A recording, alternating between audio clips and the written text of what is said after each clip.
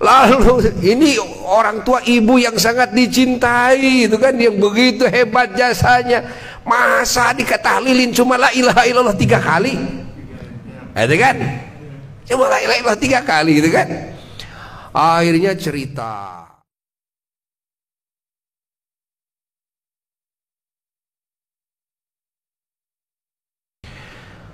Allah, la ilaha illallah ini kalimat tauhid. Masya Allah, kalimat tauhid. Maka kalimat la ilaha illallah dicintai oleh Allah, dicintai oleh semua para nabinya Allah, dicintai oleh semua para walinya Allah, para ulama, para syuhada, para solehin, dan mukminin mukminat, muslimin muslimat. La ilaha illallah, kalimat yang sangat agung sekali, yang luar biasa sekali. Sehingga dalam hadis lain Rasulullah sallallahu alaihi wasallam menyatakan, kalau la ilaha illallah disimpan di satu timbangan, lalu bumi dan langit disimpan lagi di satu timbangan lagi, maka la ilaha illallah akan jauh lebih berat ketimbang bumi dan langit. Allah. Ada cerita dulu ya, yang Buya terima dari apa ayahanda Mama Kiai Haji Ahmad Thaha rahimahullahu taala wa ra'ah. Apa dapat cerita dari seorang ulama besar waliullah, yaitu Mama Eyang Muhammad Faqih Cigondewa. Putranya Mama Eyang Muhammad Marzuki. Eyang Muhammad Marzuki itu Eyang Perbu Cigondewa, kan, waliullah di Cigondewa. Nah, gurunya kakek. Pelaku sejarahnya ini Mama Muhammad Faqih, Eyang Muhammad Faqih, Mama Ajengan Faqih, kan, Cigondewa, pelaku sejarahnya. Mama Eyang Muhammad Faqih cerita langsung ke apa? Apa cerita ke Buya. Dan sering ini diceritakan kepada murid-murid apa almarhum ya. Kata Mama Muhammad Eyang Muhammad Faqih, kata Mama Faqih, katanya dulu saya waktu di Mesir, beliau pernah pesantren di Mesir lama ya, Eyang Muhammad Faqih itu. Waktu saya di Mesir ya, dulu ada orang kaya raya ya, namanya Said Hasan, Tuan Hasan ini kaya raya, punya kapal, lautnya banyak, perusahaannya banyak, sampai-sampai uang emasnya itu udah bukan dihitung begini lagi. Waktu itu kan belum ada seperti zaman sekarang gitu kan, ada bank dan sebagainya itu kan. Oh, disingkupin tuh kalau ngumpulin uang emasnya itu. Saking kaya rayanya. Ini Tuan Hasan. Meninggal ibunya. Pas meninggal ibunya, beliau ingin berbuat kebaikan kepada ibunya, sehingga ingin berbuat kebaikan itu yang paling istimewa. Jadi beliau mikir yang paling istimewa ingin ditahlilkan oleh para ulama-ulama besar kan di dunia, bukan di Mesir tapi di dunia. Ingin ulama-ulama besar, namanya orang punya duit banyak kan. Lalu beliau mengundang ulama-ulama besar yang ada di dunia saat itu, terutama di Mesir, termasuk ada ulama besar di Madinah, di Mekah, di Jeddah, tuh di Jazirah Arabia, diundang oleh beliau. Nah, ingin tahlilnya ini, tahlil khusus yang mentahlilkannya juga, itu kan. Nah, bukan kelas santri, bahkan bukan kelas kiai-kiai yang biasa. Ini kiai-kiai khawas, kiai-kiai istimewa, ulama-ulama istimewa. Nah, kumpul. Kumpul. Lalu dalam kumpulan itu Tuan Hasan bicara, minta kepada yang hadir itu dikasih amplop semuanya, diongkosin, dikasih amplop, kan? Semua dikasih amplop. Wah, namanya orang kaya. Amplopnya kan bukan 1 juta 2 juta itu kan. Kalau sekarang amplopnya ratusan juta itu seorang ulama itu. Namanya juga orang kaya, beda, ya kan? Beda dengan orang yang biasa-biasa itu kan. Kalau orang biasa-biasa amplop 1 juta itu besar. Kalau orang kaya enggak, itu kan ratusan juta amplopnya. Itu juga dianggap sedikit, kan? Ceritanya pas begitu sudah beres muqaddimah ini Tuan Hasan, lalu para ulama yang hadir pada melihat-lihat kanan kiri, siapa yang mimpin tahlil,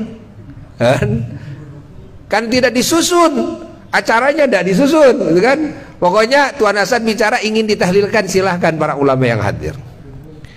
Akhirnya semua pada tawadu semuanya, termasuk yang hadir siapa? Mama yang faqih yang hadir. Beliau yang ceritanya langsung, kan? Akhirnya di sana ada ulama yang paling sepuh dari Madinah. Ya. Buya tidak tahu namanya itu saat itu. Yang paling sepuh. Akhirnya semua merujuk kepada beliau, ya, menyerahkan acara memimpin tahlilan kepada ulama sepuh ini. Ya. Akhirnya ulama sepuh beliau berdiri, ya kan? Di hadapan para ulama yang hadir.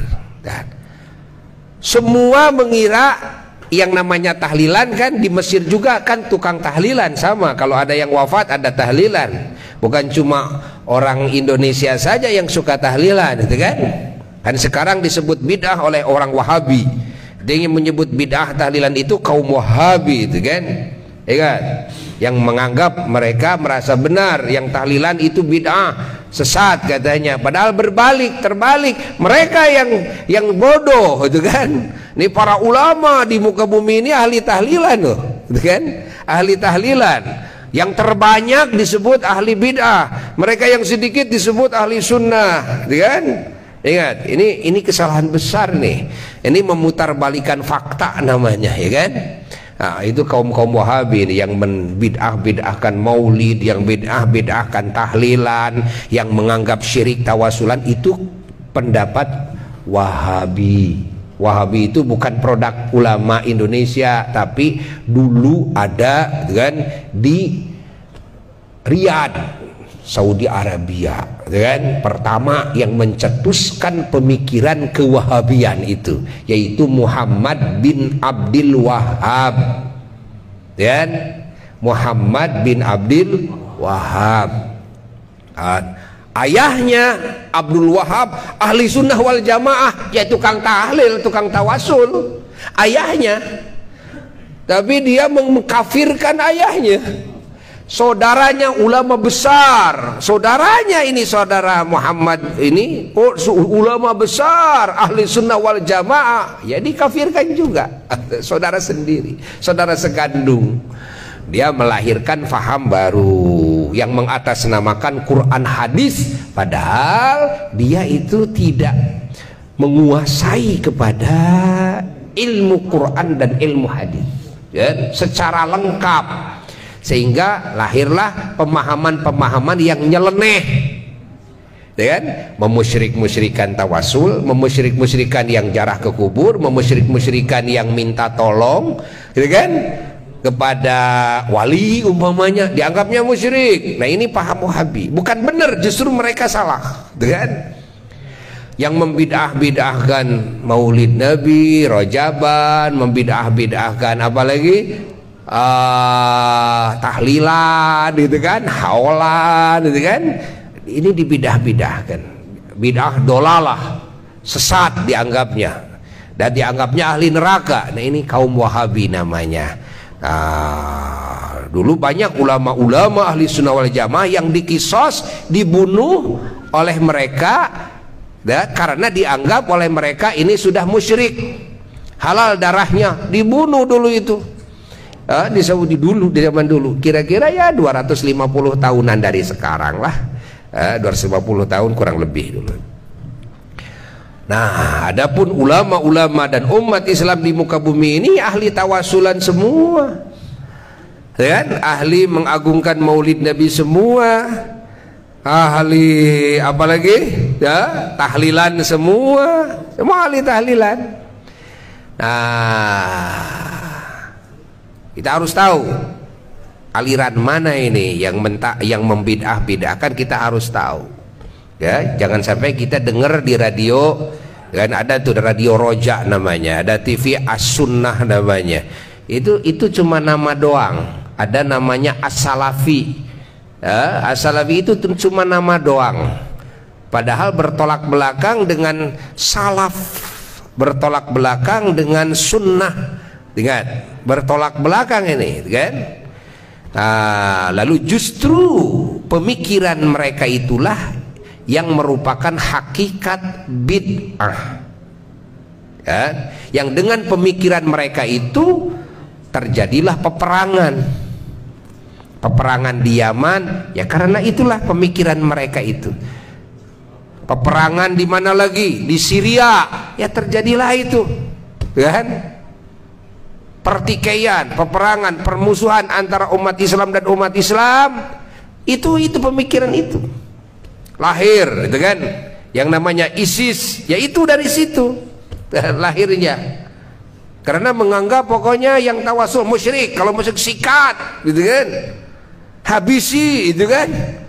Nah, kalau sudah punya kekuasaan, punya senjata, ini pasti akan menghabisi, itu kan? Dan ini sejarah tetap terus mengiang, berapa ratus ulama yang dibunuh, gitu kan? Karena apa? Karena dianggapnya musyrik. Dasarnya karena tawasulan Allah. Nah, lalu cerita yang tadi, ini ulama yang dari Madinah yang memimpin tahlil, berdiri, dikira oleh semua ulama yang hadir biasa mau ila hadratin Nabi Mustafa, yang biasa kayak kita lah, gitu kan, tahlilan. Enggak, beliau berdiri langsung, kan, ucapkan oleh kalian semua la ilaha illallah. Lalu semua baca la ilaha illallah, la ilaha illallah, la ilaha illallah. 3 kali semua ngikuti beliau baca la ilaha illallah. Setelah itu selesai acara. Ini Tuan Hasan ini, ya, cek urang mana tepuguh itu tahlil itu kan? Kenapa tahlil begini, gitu kan? Cuma la ilaha illallah baca berapa kali? Ya kali. Akhirnya karena Tuan Hasan nggak berani di hadapan para ulama, ya sudah nggak ada komen-komen, ya kan? Ya sudah selesai, makan pulang. Nah, kira-kira 1 bulan kemudian ada surat, diundang lagi oleh Tuan Hasan, datang lagi semua ulama. Dikira ini mau apa, minta supaya ditahlilin lagi, ya kan? Ternyata Tuan Hasan mengundang semua ulama yang datang itu mau mengutarakan kekecewaannya. Yang kemarin kecewa berat, kan? Minta ngundang jauh-jauh ulama-ulama besar kaliber internasional, gitu kan? Lalu ini orang tua ibu yang sangat dicintai, itu kan, yang begitu hebat jasanya, masa dikatahlilin cuma la ilaha illallah 3 kali, itu kan? Cuma la ilaha illallah 3 kali, gitu kan? Akhirnya cerita, yang belum hadir saat itu ulama di Madinah lagi di perjalanan. Semua menjawab, kata para ulama, Tuan, saya ini kan makmum, semuanya ini makmum, kan? Sementara imamnya adalah ulama yang dari Madinah. Kalau makmum ya gimana imam saja, karena imamnya ngajak baca la ilaha illallah 3 kali, ya wis baca la ilaha illallah 3 kali selesai. Nah, jadi saya tidak bisa menjawab, ya. Kekecewaan Tuan, nanti tunggu ulama yang dari Madinah. Tidak lama kemudian datanglah ulama yang dari Madinah itu yang memimpin. Lalu Tuan Hasan mengulang lagi kalimat kekecewaannya, ya. Semuanya ingin tahu gimana jawaban ini ulama ini. Kira-kira jawabannya gimana ketika Tuan Hasan seorang yang kaya raya ini, ya, mengutarakan kekecewaannya. Ini gimana mau jawabnya ini, gitu kan? Subhanallah, jawaban yang tidak pernah disangka oleh siapapun. Tidak pernah disangka oleh siapapun. Apa jawabannya? Dan minta kertas, kata beliau, sedikit saja. Kasih kertas sedikit sekali. Pinjam ballpoint, kan? Lalu beliau menuliskan la ilaha illallah 1, ya. Tidak dikasih harokat, tidak fathah, tidak domah, tidak dikasih harokat. Subhanallah, la ilaha illallah 1 kali. Kertasnya hanya sedikit sekali, sedikit, hanya cukup untuk menuliskan la ilaha illallah 1. Lalu kata beliau, mari Tuan Hasan, mari semuanya, ya, kita pindah. Saya tunjukkan kepada saya di sini ada timbangan gak yang besar, ya. Buat apa? Saya mau menimbang la ilaha illallah ini 1, saya mau timbang. Karena Rasulullah SAW sudah bersabda, kalau la ilaha illallah ditaruh di timbangan sebelahnya, lalu bumi dan langit semuanya ditaruh di sebelahnya lagi, la ilaha illallah akan mengalahkan beratnya bumi dan langit. Kita buktikan sekarang. Wah, orang takjub semua, nggak dipakai dalil Quran hadis lagi nih, mau buktiin nih. Ada timbangan besar.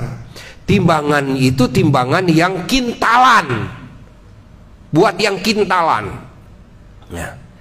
Ditaruh, begitu ditaruh itu langsung cuk, Tuhan, ditaruh itu di tempat kiloannya, berat itu. Coba timbang, taruh di sana barang itu tinggalan yang kintalan, ya. Taruh, ternyata nggak berubah-ubah, lebih berat kepada la ilaha illallah. Ganti timbangannya yang tonan, ya. Ganti yang tonan, ya. Begitu ditaruh la ilaha illallah di timbangannya yang tonan, ditimbang yang tonannya itu, ya, tetap masih berat kepada yang la ilaha illallah. Hanya kertas, satu sobekan kertas, istilah orang Sunda, sacuwir kertas. Silahkan timbang lagi di timbangan yang ratusan ton. Wah. Timbang di timbangan yang ini membuktikan benarnya sabda Rasulullah Sallallahu alaihi wasallam. Ditaruh timbangan yang ratusan ton, ditimbang dengan barang yang ratusan ton, masih berat kepada la ilaha illallah. Nggak ada lagi timbangan di sana kecuali timbangan yang paling besar yang ada ratusan ton itu. Allah, kan? Nah, kata itu ulama dari Madinah, wahai Tuan Hasan, saya datang ke sini diundang oleh kamu, saya tidak diongkosi oleh kamu. Beliau masukkan tangannya ke dalam sakunya, lalu mengeluarkan amplop yang masih tersegel. Allah. Itu amplop dilemparin ke Tuan Hasan. Saya datang ke sini dengan ongkos saya pulang dengan ongkos saya, dan saya tidak makan dari makanan kamu, saya tidak minum dari minuman kamu, dan ini uang dari kamu, ini murni, belum saya pakai sepeser pun dan belum saya buka. Taunya udah tahu itu apa yang akan terjadi. Kayaknya semua ulama yang hadir udah habis. Kan? Dilemparin saja. Tapi kata itu ulama, saya mau ngambil lagi la ilaha illallah yang saya ucapkan 3 kali yang sudah saya hadiahkan kepada ibumu. Nangis itu Tuan Hasan, sejadi-jadinya nangis. Allah, semua terharu yang hadir ulama, terharu semuanya. Bagaimana tidak terharu kalau bisa dibuktikan seperti itu? Apa yang akan datang ke alam kubur seseorang? Coba kira-kira jadi apa kalau satu la ilaha illallah lalu dikasih pahala oleh Allah, yang mana la ilaha illallah kalau ditimbang dengan bumi dan langit masih beratan la ilaha illallah, dibuktikan oleh orang yang bisa membuktikannya seperti itu. Nangis itu Tuan Hasan, bertobat Tuan Hasan, bertobat Tuan Hasan dari buruk sangkanya kepada ulama, dari buruk sangkanya.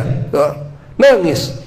Akhirnya ulama tersebut memaafkannya, lalu ulama tersebut pulang tanpa melirik lagi kepada amplop itu yang sudah dilemparkan. Allah, ini kejadian nyata dialami oleh seorang ulama besar di Indonesia, di Cigonewah, Bandung, yaitu Mama Yang Fakih. Allah, yang pesantren di Mesir lama, Masya Allah. Ini kejadian nyata ya, maka kita harus percaya bahwa menghadiahkan Fatihah, menghadiahkan sampai kepada ahli kubur, sampai loh kepada ahli kubur kalau dibuktikan seperti itu. Cuma kita orang tidak bisa membuktikan seperti halnya para wali-wali Allah, ya kan? Yang penting kita percaya, karena ilmu ya tidak akan bisa menyamai ilmunya para wali, apalagi Nabi.